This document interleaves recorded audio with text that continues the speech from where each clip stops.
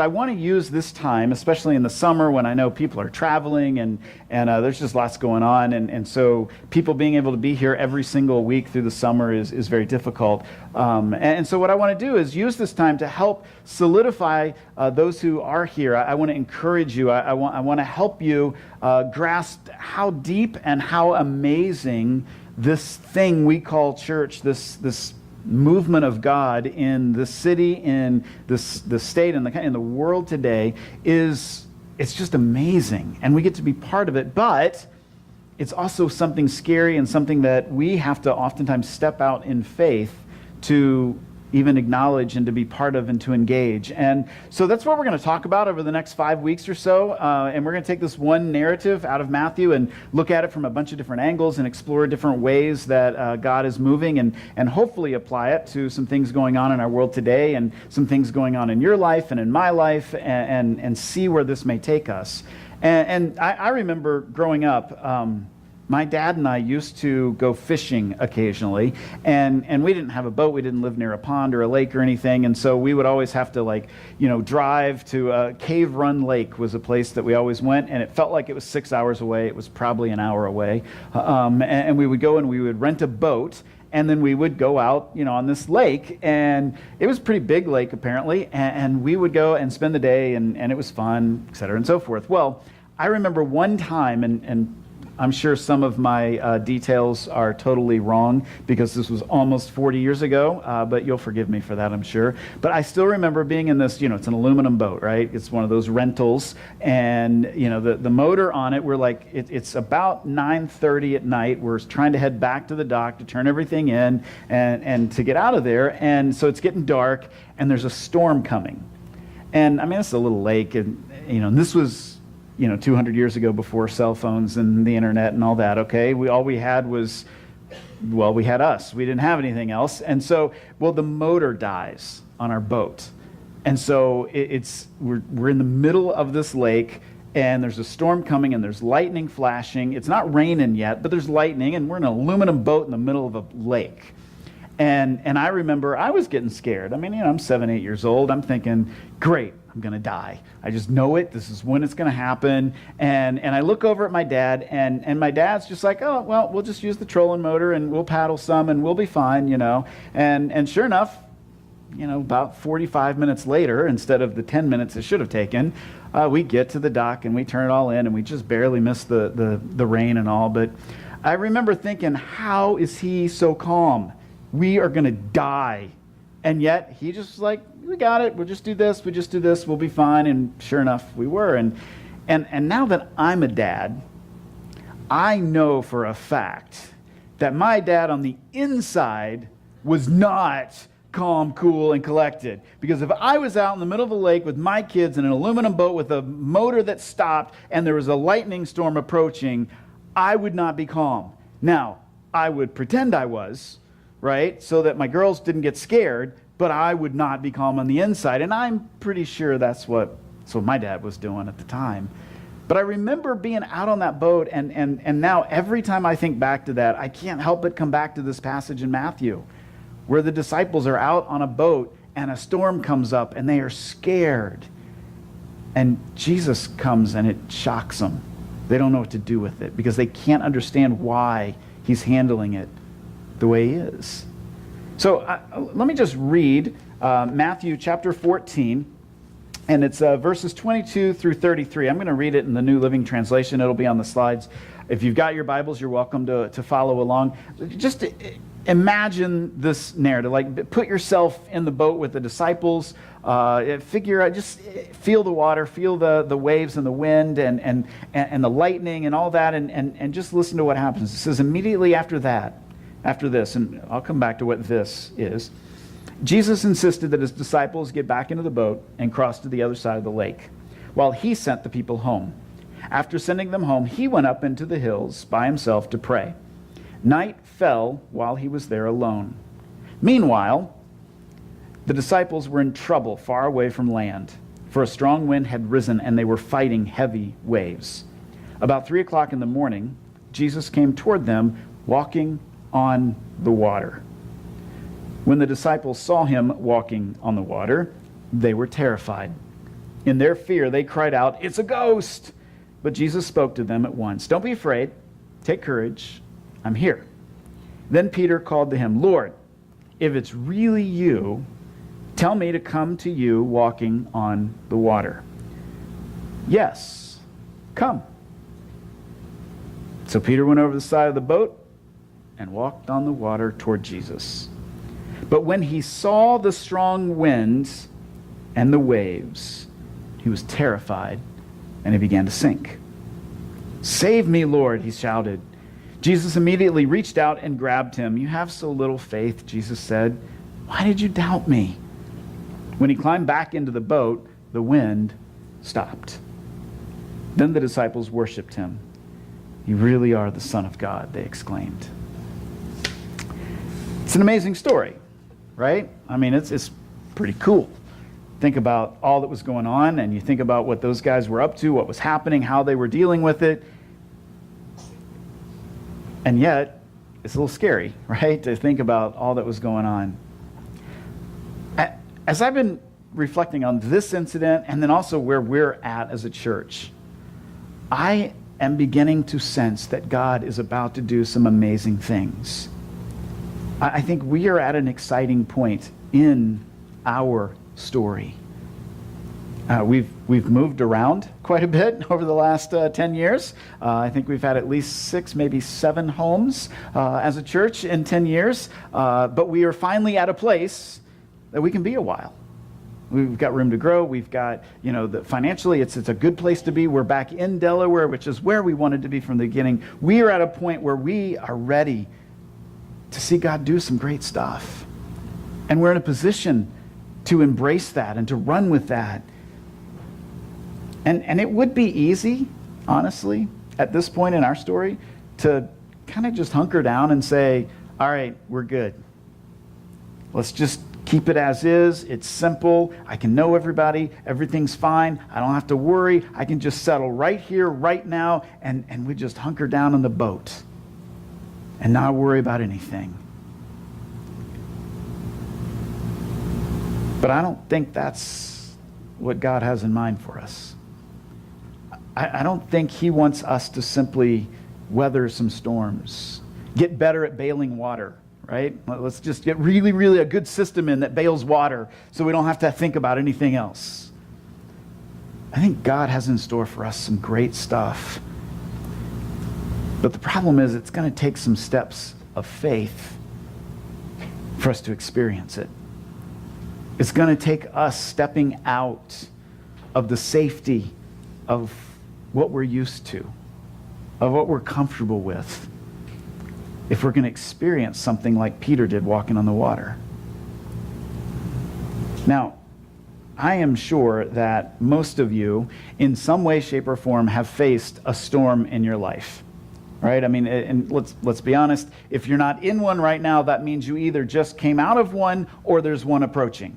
That's just the way life is. Storms come at us in different ways, shape, or form. It could be that maybe you just got through one and you're thinking, finally, I can catch my breath, and that's wonderful. Maybe you're in the middle of it, right? You're looking around going, I am seeing the wind the way Peter did.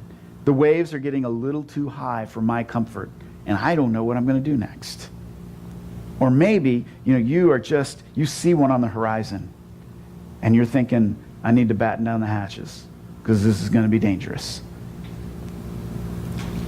I want us to use these next few weeks to not only prepare for storms, but to understand what role these storms can play in our lives and in the life of our church as we move forward. I want to encourage us to see this is what God is doing and this is how God is moving. Are we going to be open to it? Even if it's a little different, even if it's a little scary, even if it's going to take a step of faith for us to embrace. So today, I just want to start out by saying, okay, in the text today, I want to notice a few, principles that we can hold on to as we move forward and as we think about the storms that maybe are in our life, that are coming, or that we have survived. And think about, what do we do with that? How do we move forward with that? And how do we understand what God is doing in and through us in the midst of storms? So, first thing that I think we can learn in this is, sometimes Jesus sends us into storms. I mean, think about what happened in the text here, right? It says Jesus sent the disciples on ahead, and then he dismissed the crowd and went up into the mountain.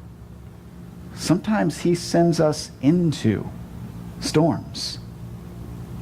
And I know people don't like to hear that, right? They want to think of God as this, kind of Santa Claus guy who's always trying to keep everything safe for you.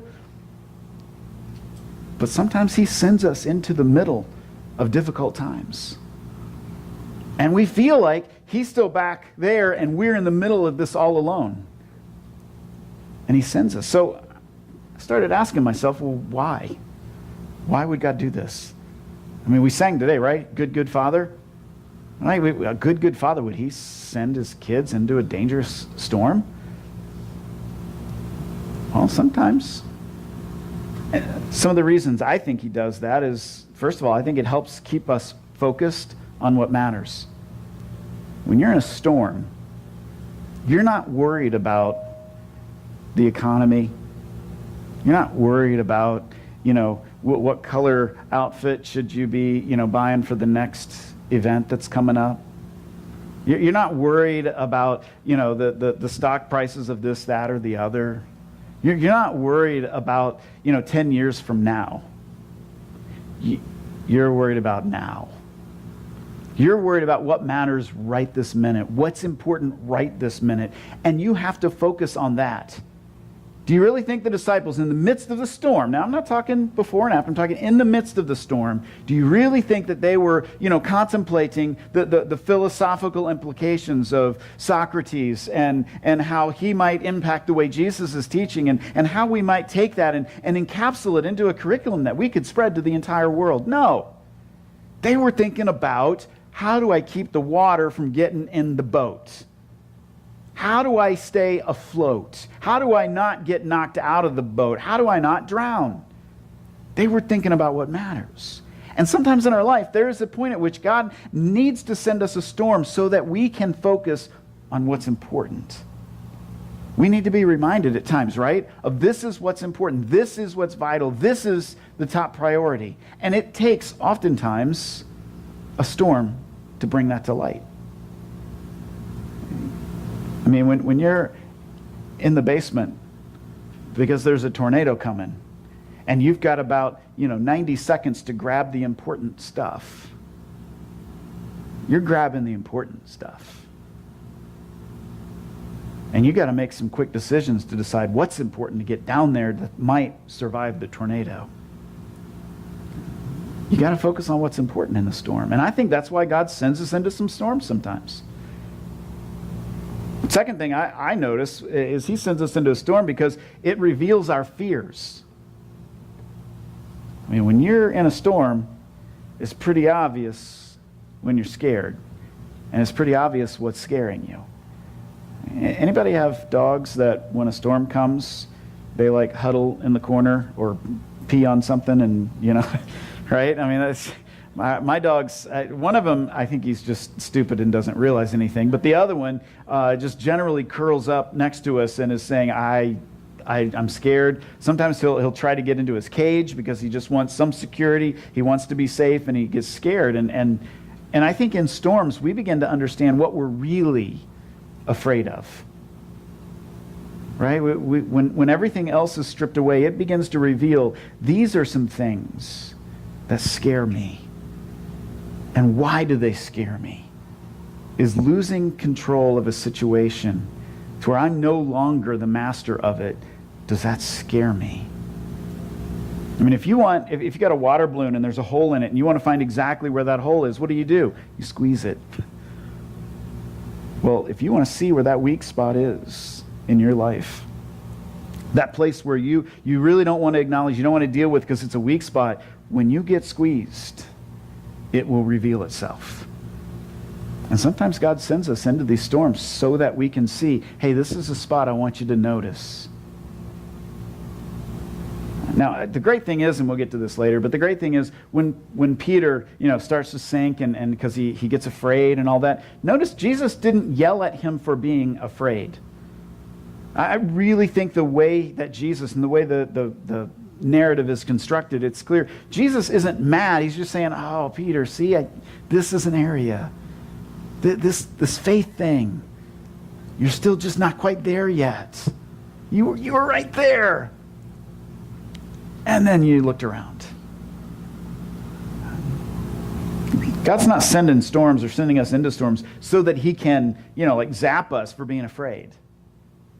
It's so we can see it and understand it and then grow in it. And that's kind of the third thing is Jesus sends us into a storm to grow our faith. Because when you're not in control of a situation, you've got to trust the one who is. And the question is, am I going to grow in that trust? Am I going to trust that he's actually going to be there? I mean, when you're working out, so I've been told, I obviously don't know. You lift weights. Why? For resistance. And it's the resistance that builds up muscle. Right? It's not, if you make it easier, it doesn't build up any muscle. You got to put resistance in there to make it harder. That's what begins to build you up. That's what begins to grow you. And the same thing's true in our faith. Right? That if everything's easy and we never have to think about anything and just, God just is always there and nothing bad ever happens in our life, then we never grow in how much we trust him. And so God sends us these storms sometimes to grow our faith. And it can be frustrating to think about the fact that Jesus sends me into a storm to grow my faith.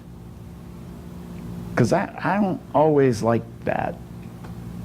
Growth can be hard and painful. And the question is, are we going to trust him? So, first principle, sometimes Jesus sends us into the storm. But not just because he wants to, watch us thrash around and, just to see what happens. He does it for a purpose. He wants to keep us focused. He wants us to see what we're afraid of so that we can deal with it. He wants to grow our faith. But the second thing that I notice in this is that seeing Jesus in the midst of a storm can be scary. The disciples were scared of the storm, but they were even more scared when they saw Jesus, mainly because Jesus was walking on the water. I'm sorry, but if I'm in a storm and I look out and there's a guy just kind of skipping over to me in the water, I'm going to be worried. Because that's not natural. That's not normal. That's not what normally happens, right? And so it scared them. I think oftentimes in the midst of a storm, we don't understand what Jesus is doing. And so when we see him in the midst of the storm, when we see what he's doing, when we see how his hand is moving, I think oftentimes we don't recognize it because we aren't aware of him and what he's doing.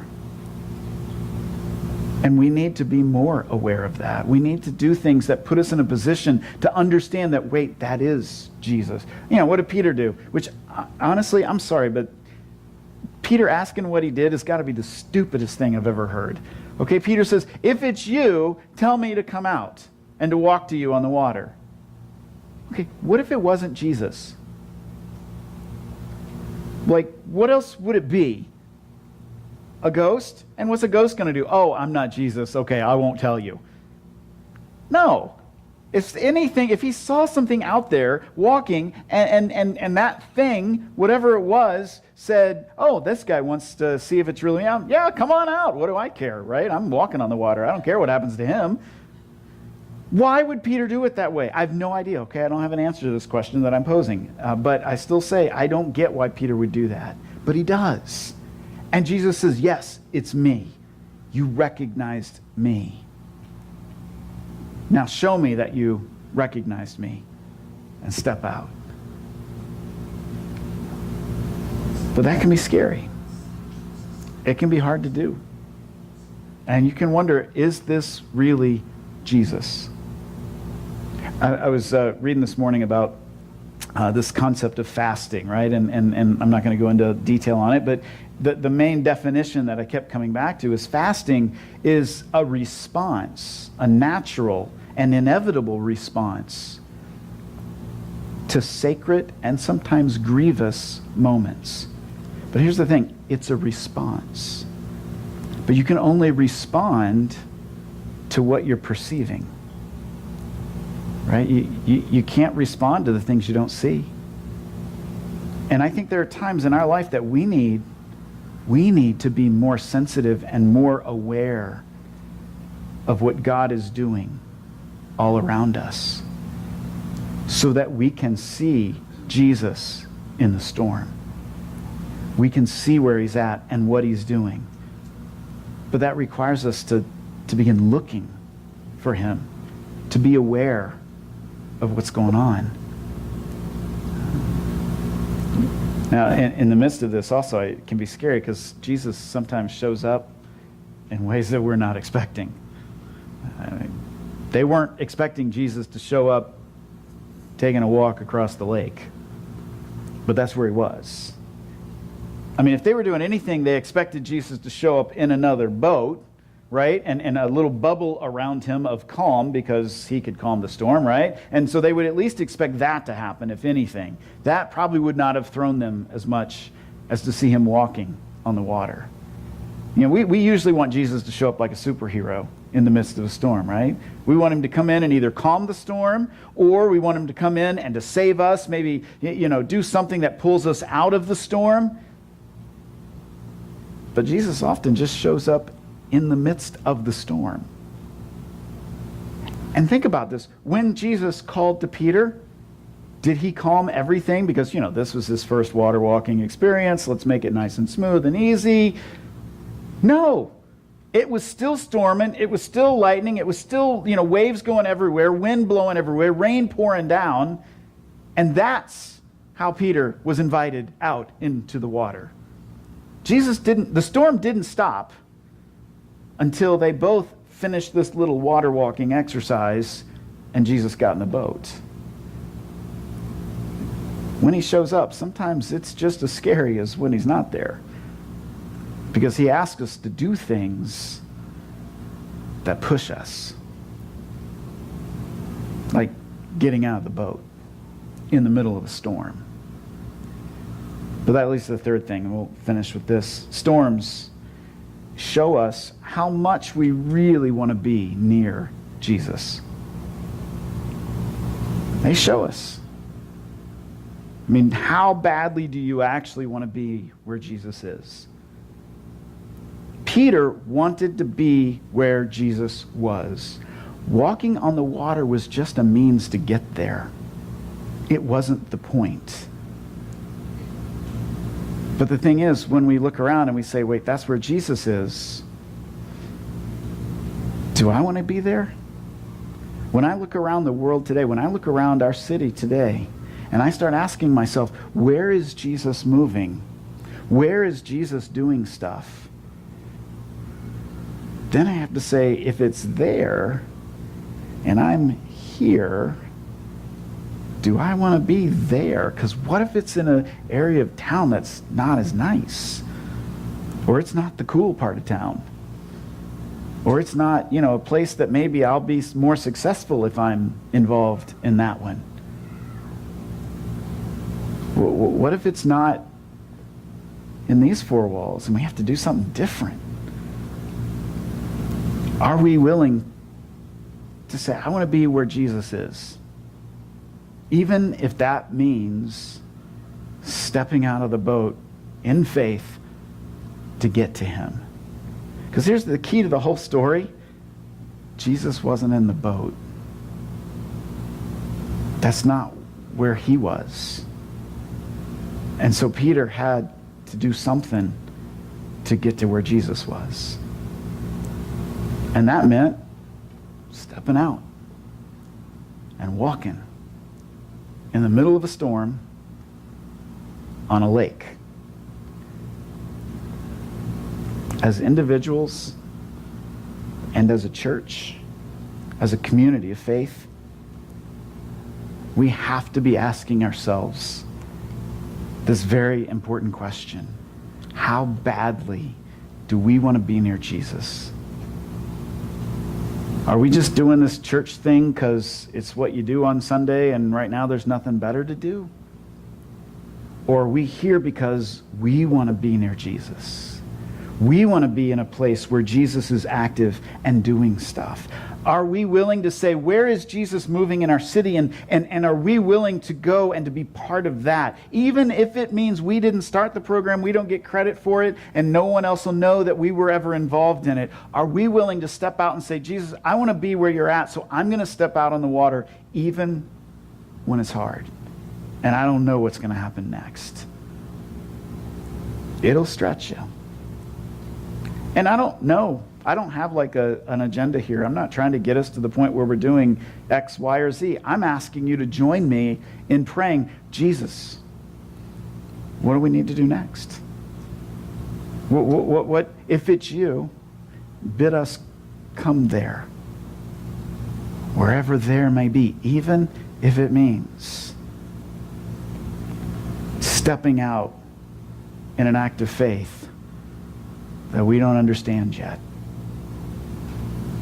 And I'm a very planned out kind of guy. I like to have, everything in place and the strategy in place and all the questions answered and everything, and that's normally how I like to operate. And it scares the snot out of me to think about stepping out in faith to do whatever it is God happens to call us to do and not know every step in the process. But the more I read this text, the more I'm convicted that God is saying, I want you to listen and to be aware and then step out. And I'll tell you when, and I'll tell you what it means when the time's right. Are you willing to do whatever it takes to be near Jesus? That's the question. Today, when you look around, are you in a storm?